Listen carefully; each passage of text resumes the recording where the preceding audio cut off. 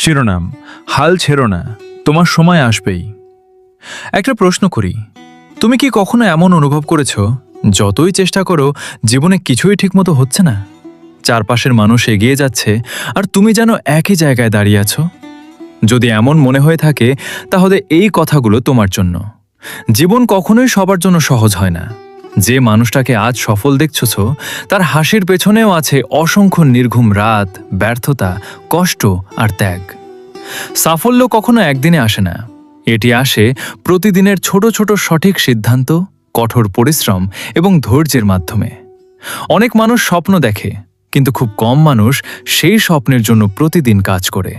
কারণ স্বপ্ন দেখা সহজ, কিন্তু সেই স্বপ্ন পূরণ করার জন্য নিজের আরাম ছেড়ে লড়াই করা কঠিন। তুমি যদি সত্যিই জীবনে বড় কিছু করতে চাও তাহলে 3টি জিনিস মনে রাখো। প্রথমত, নিজের ওপর বিশ্বাস রাখো।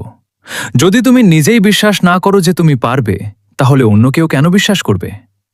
দ্বিতীয়ত, অজুহাত দেওয়া বন্ধ করো।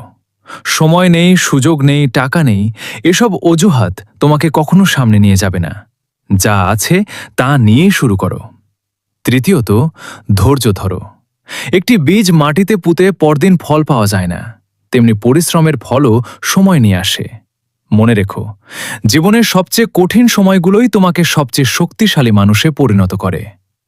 আজ যদি কেউ তোমাকে ছোট করে, অপমান করে বা তোমার স্বপ্ন নিয়ে হাসে, তাদের ভুল প্রমাণ করার সবচেয়ে ভালো উপায় হল তর্ক নয়, সাফল্য। তাই অন্যের কথায় নয়, নিজের লক্ষ্যে মনোযোগ দাও। প্রতিদিন সকালে নিজেকে বলো, আমি গতকালের চেয়ে আজ ভালো হব।